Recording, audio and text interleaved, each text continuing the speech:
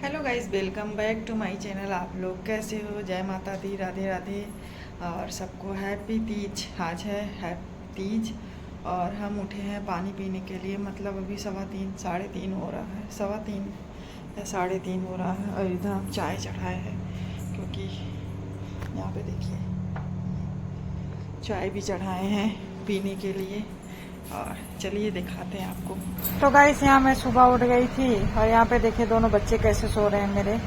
और बस यहाँ पे थोड़ा सा सुबह चाय और सेब काट के खाया था बस, और कुछ नहीं खाया था। तो सेब से खाने से प्यास नहीं लगती है, तो देखिए हम सेब खा रहे हैं।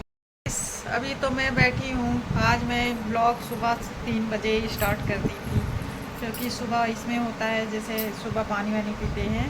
तो मैं सुबह उठी थी 3 बजे पानी पीने के लिए। तो आज मैंने ब्लॉग सुबह से ही शूट कर दिया था। और क्या ही बताएं आप लोग को, कभी कभी भगवान ऐसा कर देता है कि कुछ समझ में नहीं आता। और बस ऐसे ही है, हम इतनी तैयारी कर रहे थे लेकिन तो भगवान मेरी नहीं सुने। मेहंदी देखिए मेरी रच गई, देखिए कितनी अच्छी लग रही है। तो बस थोड़ा सा तकलीफ़ होता है और कुछ नहीं। तो यहीं अभी बैठे हैं और हस्बैंड लोग गए ऑफिस। आज मेरे हस्बैंड का भी व्रत है। आज दोनों लोग व्रत है, बच्चे खाने के लिए थे बस। तो बस अभी यही सोचा ब्लॉग शुरू कर देती हूँ। और आज तो सुबह से ही स्टार्ट कर दिया। बस अभी चलते हैं, घर बिल्कुल इत्ती बित्ती हुआ है। तो बस चलते हैं, इसको सब सही करते हैं। फिर दोपहर का मतलब इसमें 3 बार नहाते हैं ना। तीज होता है 3 बार नहाने के लिए। तो एक सुबह होता है, फिर दोपहर, फिर शाम को। तो अभी पहला सुबह हुआ है, फिर दोपहर में नहाएंगे 1 बजे 1-1:30 बजे। और देखते हैं भाभी के यहाँ जाएंगे पूजा करने। मैं नहीं करूँगी लेकिन भाभी करेंगी पूजा, तो वहाँ जाएंगे भाभी के यहाँ। तो बस अभी चलते हैं, सब सही वही करते हैं। फिर नहाना भी है मुझे अभी और काम अभी पूरा बाकी है। और वैसे लगता नहीं, खलता कुछ भी नहीं, अभी तो नहीं लग रहा, अभी तो कुछ पता भी नहीं चलता। और बस माता रानी का आशीर्वाद रहेगा तो नहीं पता चलेगा। व्रत तो आप लोग कैसे रहते हो? रात में पानी पीते हो? हम तो नहीं पीते हैं, पूरा दिन रात मेरा जली। तो कल सुबह पानी पियेंगे। हमारे यहाँ ऐसे रहा जाता है। और सब बहुत जगह बहुत तरीके से रहते हैं, बहुत जगह शाम को पानी पी लेते हैं पूजा करने के बाद। और लेकिन तो हम नहीं पीते हैं, हम सुबह पहले पीते थे शादी के पहले। मतलब यहाँ शादी के पहले मैं रही हूँ व्रत 2 बार। 2 मेरा तीज पड़ा है शादी के पहले। मैं शादी के पहले ही तीज उठा ली थी, तो मेरा पड़ा था तब मैं वहाँ पानी पी लेती थी। 1 आध बार और पी ली हूँ लेकिन अब नहीं पीती। अब सुबह ही कल पीऊँगी पानी।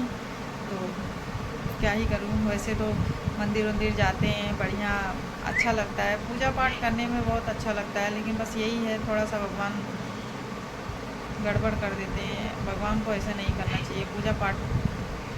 क्या ही करूँ, कुछ भी नहीं कर सकती।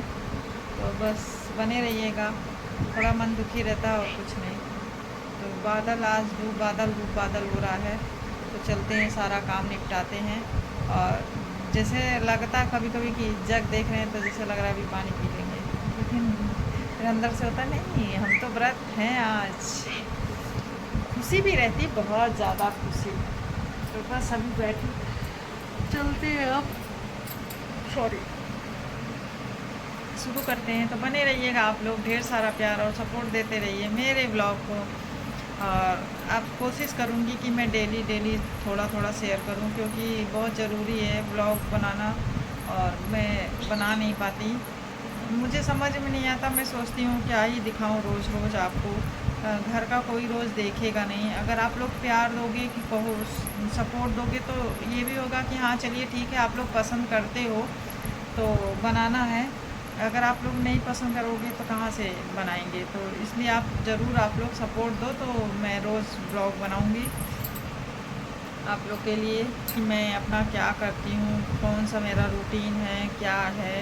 तो मैं आप लोग के साथ शेयर करूँगी। तो चलिए बने रहिए आप लोग, मिलती हूँ कुछ देर बाद। तो यहाँ पे मैं आ गई हूँ भाभी के यहाँ। तो देखिए भाभी कितना खूबसूरत मंडप बनाई थी बहुत ही अच्छा लग रहा था। और कहते हैं यहाँ पे हम बैठे हैं अभी, तो भाभी अभी नहीं आई हैं, तो यहाँ आ गई भाभी और भाभी पूजा शुरू कर दी हैं। तो सारी पूजा पाठ भाभी ही करेंगी और बहुत ही अच्छी तरह से की हैं कि क्या ही बताएं आप लोग को। इतना अच्छा लग रहा था पूजा पाठ, तो वैसे भी अच्छा लगता है और भाभी इतने अच्छे से कर रही थी कि बहुत ही अच्छा लग रहा था। मन कर रहे वहीं बैठे रहें, जाए ही ना। तो बस ऐसे भोलेनाथ आप लोग पे कृपा बनाए रखें और माता पार्वती जैसे उनकी जोड़ी है वैसे ही आप लोग की जोड़ी अमर रहे और हम लोग की भी रहे साथ में। और हम लोग को भी ऐसे ढेर सारा भर भर के प्यार दीजिएगा आप लोग मेरे ब्लॉग को। और अगर जितने लोग नए देखेंगे तो ज़रूर मेरे चैनल पे सब्सक्राइब भी कर लीजिएगा। तो यहाँ पे देखिए पूजा बहुत ही अच्छे तरीके से, और इसमें कथा भी है, तो भाभी ही कथा कही है पूरी। तो आप लोग पूरे ब्लॉग को मेरे ज़रूर फुल वॉच करिएगा। आप लोग फुल वॉच नहीं करते हो, इतनी मेहनत से हम लोग वीडियो बनाते हैं, ब्लॉग बनाते हैं और कितना टाइम निकाल निकाल के हम लोग ब्लॉग बनाते हैं। तो आप लोग ज़रूर भी ब्लॉग को मेरे एंजॉय करिए और पूरा फुल सपोर्ट करिए, फुल वॉच करिए। तो यहाँ बस ऐसे ही भोलेनाथ आप लोग पे कृपा बनाए रखें, माता रानी आप लोग पे। तो बस ऐसे मेरे ब्लॉग को ढेर सारा प्यार दीजिएगा, एंजॉय करिएगा और मिलूंगी आप लोग से नेक्स्ट ब्लॉग में। इसका सेकंड पार्ट भी है, तो आप लोग जरूर उसको भी विजिट करिएगा और ब्लॉग को पूरा फुल वॉच करिएगा। वो छोटा ही है, ये थोड़ा लंबा हो गया है क्योंकि अब इसमें कितना ही कट करेंगे तो नहीं समझ में आता, तो इसलिए थोड़ा थोड़ा आप लोग को पूरा मैंने ब्लॉग दिखाया है। जैसे मैं पूजा पाठ भाभी कर रही हैं, मैं भी बैठी हूँ, तो आप लोग जरूर देखिएगा। और मुंडों की माला से जिस शिव जी की जटा अलंकृत है, जो पार्वती जी दिव्य वस्त्र धारण की हैं और जो शिव जी दिगंबर नंगे हैं, ऐसे पार्वती जी तथा शिव जी को प्रणाम करता हूँ। रमणीक कैलाश पर्वत के शिखर पर बैठी हुई श्री पार्वती कहती है, महेश्वर हमें कोई गुप्त व्रत का पूजन बताइए जो सब धर्मों में सरल हो, जिसमें परिश्रम भी कम करना पड़े लेकिन फल अधिक मिले। हे नाथ, यदि आप मुझ पर प्रसन्न हो तो यह विधान बताइए। हे प्रभु, किस तप व्रत या दान से आज मध्य का अंत रहित आप जैसे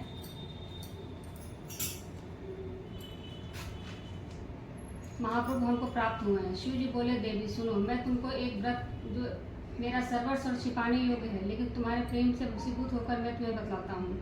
जैसे नक्षत्रों में चंद्रमा, ब्रह्मों में सूर्य, वर्णों में ब्राह्मण, देवताओं में विष्णु भगवान, नदियों में गंगा, पुराणों में महाभारत, वेदों में सामवेद और इंद्रियों में मन श्रेष्ठ है। सब पुराणों और वेदों का सर्वस्व जिस तरह कहा गया है, मैं तुम्हें एक प्राचीन व्रत बतलाता हूँ। एकाग्र मन से सुनो। जिस व्रत के प्रभाव से तुमने मेरा आधा आसन प्राप्त किया है वह मैं तुमको बतलाऊंगा, क्योंकि तुम मेरी प्रेसी हो।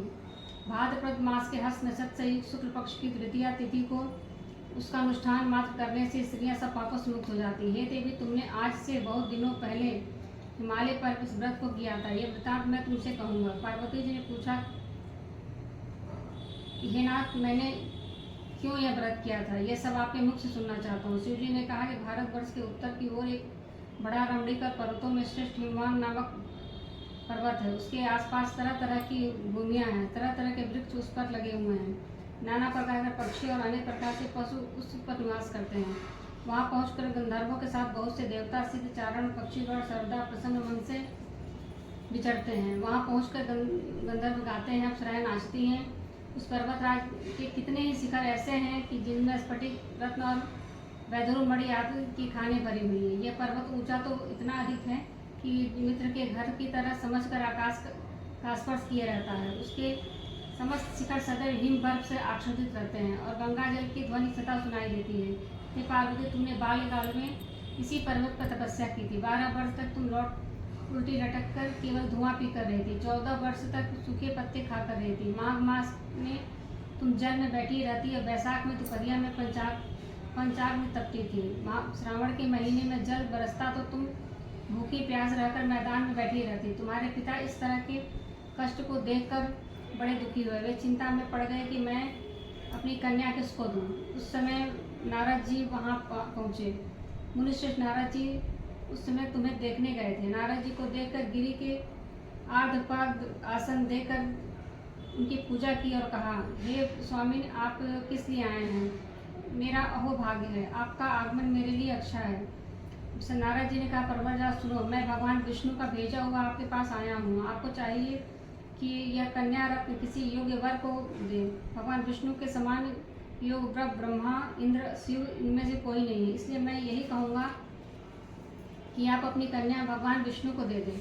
हिमवान ने कहा कि भगवान विष्णु स्वयं मेरी कन्या ले रहे हैं और आप संदेश लेकर आए हैं, तो मैं उन्हें अपनी कन्या दूंगा। हिमवान की इतनी सी बात सुनकर मुनिराज नारद आकाश में विलीन हो गए।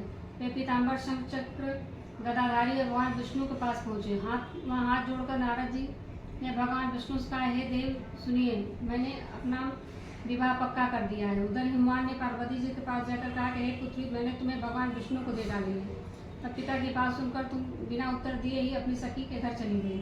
वहीं जमीन पर पड़कर को तुम बड़ी दुखी होते हुए विलाप करने लगे। तुमको इस तरह विलाप करते हुए देख एक सखी के पास आकर कहा कि देवी, तुम क्यों इतनी दुखी हो, इसका कारण बताओ। तुम्हारी जो कुछ इच्छा होगी मैं यथाशक्ति उसको पूरा करने की चेष्टा करूँगी, इनमें से कोई संशय नहीं। पार्वती जी बोली, मेरा जो कुछ भी अभिलाषा है उसे तुम प्रेम पूर्वक सुनो। मैं एकमात्र शिव जी को अपना पति बनाना चाहती हूँ, उसमें कुछ भी संदेह नहीं है। मेरे इस विचार को पिताजी ने ठुकरा दिया, इसमें मैं अपने शरीर को त्याग दूंगी। पार्वती जी की इस बात को सुनकर सखियों ने कहा कि शरीर का त्याग ना करो, चलो किसी ऐसे वन में चले जहाँ पिता को पता न चले। ऐसी सलाह पर तुम अपने ऐसे वन में जा पहुँची। उधर तुम्हारे पिता घर कर तुम्हें खोजने लगे। दूतों द्वारा भी खबर लेने लगे कि कौन देवता या किन्नर मेरी पुत्री को हर ले गया है। उन्होंने मन ही मन कहा कि हे नारद जी, मैं नारद जी के आगे प्रतिज्ञा कर रहा हूँ कि अपनी पुत्री भगवान विष्णु को दूंगा। ऐसे सोचते सोचते भगवान हिमवान मूर्छित हो गए। गिरिराज के मूर्छित देखकर सब लोग हाहाकार करते हुए दौड़े। जब होश हुआ तब सबने पूछा कि गिरिराज, आप अपनी मूर्छा का कारण बताइए। हिमवान ने कहा कि आप लोग मेरे दुख का कारण सुने। मैं न मालूम कौन मेरी कन्या का हर ले गया है। ऐसा नहीं हुआ कि तो उसे किसी काले सांप ने काट दिया या सिंह खा गए।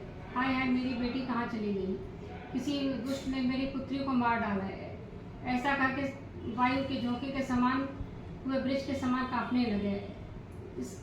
इसके बाद हिमवान तुम्हें वन वन खोजने लगे। वह वन भी सिंह, भालू, हिंसक जंतुओं से बड़ा भयानक हो रहा था। तुम भी अपनी सखियों के साथ उस भयानक वन में चलती चलती एक ऐसे जगह पर पहुंची जहां एक नदी बह रही थी। उसमें रमणीय तट पर एक बड़ी सी कंदरा थी। तुमने उसी कंदरा में आश्रम बना लिया और मेरी एक बालुकाय प्रतिमा बनाकर अपनी सखियों के साथ निराहार रहकर मेरी आराधना करने लगी। जब भाद्रपद शुक्ल पक्ष की हस्त युक्त तृतीया तिथि प्राप्त हुई तब तुमने मेरा विधिवत पूजन किया और रात भर जागकर गीत वाद्यात से तुम मुझे प्रसन्न करने में बिताया। उस व्रतराज के प्रभाव से मेरा आसन डगमगा उठा। इससे मैं तत्काल उस स्थान पर जा पहुंचा जहाँ पर तुम अपनी सखियों के साथ रहती थी। वहाँ पहुंचकर मैंने तुमसे कहा कि मैं तुम पर प्रसन्न हूँ, बोलो क्या चाहती हो। तुमने कहा, मेरे देवता, यदि आप मेरे ऊपर प्रसन्न हैं तो मेरे पति बनो। तथास्तु कहकर कैलाश पर्वत पर निवास वापस आने पर तुमने वह प्रतिमा नदी में प्रवाहित कर दी और सखियों के साथ उस महाव्रत का पालन किया। हिमवान भी तब तक उस वन में खोजते हुए वहाँ आ गए। चारों दिशाओं में तुम्हारी खोज करते करते वे व्याकुल हो चुके थे, इसीलिए तुम्हारे आश्रम के समय पहुँचते ही गिर पड़े। थोड़ी देर बाद उन्होंने नदी के तट पर दो कन्याओं को देखी। देखते ही उन्होंने तुम्हें छाती से लगा लिया और बिलख कर रोने लगे। फिर पूछा, पुत्री, तुम सिंह, व्याघ्र आदि जंतुओं से भरे इस वन में क्यों आ पहुंची? पार्वती ने उत्तर दिया, हे पिताजी, मैंने पहले ही अपने आप को शिव जी के हाथों सौंप दिया था। आपने मेरी बात टाल दी, इससे मैं यहाँ चली आई। हिमवान ने सांत्वना दिया कि हे पुत्री, मैं तुम्हारी इच्छा के विरुद्ध कुछ न करूँगा। तुम्हें अपने साथ लेकर आए और मेरे साथ तुम्हारा विवाह कर दिए, जिससे तुमने मेरा अर्धासन पाया। तब से आज तक किसी के सामने मुझे ये व्रत प्रकट करने का अवसर नहीं प्राप्त हुआ। हे देवी, मैं यह बताता हूँ कि इस व्रत का हरितालिका नाम क्यों पड़ा। तुमको सखियाँ हर ले रही थी, इसीलिए हरितालिका नाम पड़ा। पार्वती जी ने कहा कि हे प्रभु, आपने नाम तो बताया, अब विधि भी बतलाइए, क्या पुण्य है, क्या फल है, यह व्रत कौन करे। शिव जी कहते हैं, हे देवी, मैं स्त्री जाति की भलाई के लिए उत्तम व्रत बतलाता हूँ। जो स्त्री अपने सौभाग्य की रक्षा करनी चाहती है वह यत्नपूर्वक इस व्रत को करे। पहले केले के खंभे आज से सुशोभित एक सुंदर मंडप बनावे, उसमें रंग बिरंगी के रेशमी कपड़ों के चंद्रवार लगाकर चंदन आदि सुगंधित द्रव्यों से वह मंडप लिपवाए। फिर शंख, भेरी, मृदंग आदि बजाते हुए बहुत से लोग एकत्रित होकर तरह तरह के मंगलाचार करते हुए उस मंडप में पार्वती जी और शिव जी की प्रतिमा स्थापित करें। उस रोज दिन भर उपवास रहकर बहुत ही सुगंधित फूल, गंध, मनोहर धूप, नाना प्रकार के नैवेद्य आदि एकत्रित कर मेरी पूजा करें और रात भर जागरण करें। ऊपर जो भी वस्तुएं गिनाई गई हैं उसके अतिरिक्त नारियल, सुपारी, जमीरी, नुंबी, लौंग, अनार, नारंगी आदि जो फल हो सके उन्हें इकट्ठा कर लें। इस ऋतु में जो फल और फूल मिल सके विशेष रूप से रखें। इसके बाद धूप दीपात से पूजन कर प्रार्थना करें। हे शिव, शिव रूपणे, हे मंगले, सब अर्थों को दान देने वाले हे देवी, हे शिव रूपे आपको नमस्कार है। शिव रूपे आपको सदा के लिए नमस्कार है। हे ब्रह्म स्वरूपिणी आपको नमस्कार है। हे जगत दात्री आपको नमस्कार है। हे सिंह वाहिनी, संसार के भय से भयभीत मुझ दीन की रक्षा करो। यह कामना की पूर्ति के लिए मैंने आपकी पूजा की है। हे पार्वती, मुझे राज और सौभाग्य दे, मुझ पर प्रसन्न हो। इन्हीं मंत्रों से पार्वती जी तथा शिव जी का पूजन करें। तदंतर विधि पूर्वक कथा सुने और ब्राह्मण को वस्त्र, गौ, सुवर्ण आदि देवें। जिस तरह एकत्रित होकर स्त्री पुरुष दोनों एक साथ पूजन करें। फिर वस्त्र आदि जो कुछ भी हो उसका संकल्प करें। हे देवी, जो स्त्री इस प्रकार पूजन करती है वह सब पापों से छूट जाती है और उसे 7 जन्म तक सुख और सौभाग्य प्राप्त रहता है। जो स्त्री तृतीया व्रत न कर अन्न भक्षण करती है वह 7 जन्म तक बंध्या रहती है और उसको बार बार विधवा होना पड़ता है। वह सदा दरिद्री, पुत्र शोक से व्याकुल, स्वभाव की लड़ाकी, सदा दुख भोगने वाली होती है और उपवास न करने वाली स्त्री अंत में घोर नरक में जाती है। तीज को अन्न खाने से सुकरी, फल खाने से बंदरिया, पानी पीने से जोग, दूध पीने से सांपली, मांसाहार खाने से बाघिन, दही खाने से बिल्ली, मिठाई खाने से चींटी और सब खाने से मक्खी होती है। उस रोज सोने से अजगरी और पति को धोखा देने से मुर्गी होती है। इसलिए हर स्त्रियां व्रत अवश्य करें। दूसरे दिन स्वर्ण, चांदी, तांबा अथवा बांस के पात्र में अन्न भरकर ब्राह्मण को दान दे और पारण करे। जो स्त्री इस प्रकार व्रत करती है वह मेरे समान पति पाती है और जब वह मरने लगती है तो तुम्हारे समान उसका रूप हो जाता है। उसे सब प्रकार से सांसारिक भोग और सामुजिक मुक्ति मिल जाती है। इस हरितालिका की व्रत कथा मात्र सुन लेने से प्राणी को 1000 अश्वमेध और सैकड़ों बाजने यज्ञ करने का फल प्राप्त होता है। हे देवी, मैंने यह सब व्रतों में उत्तम व्रत बताया जिसके करने से प्राणी को सब पाप छूट जाते हैं। इसमें कुछ भी संशय नहीं है। जय हो। बोलिए भोलेनाथ भगवान की जय। भगवान कृपा बनाए रखें, सबका कुशल मंगल रखे।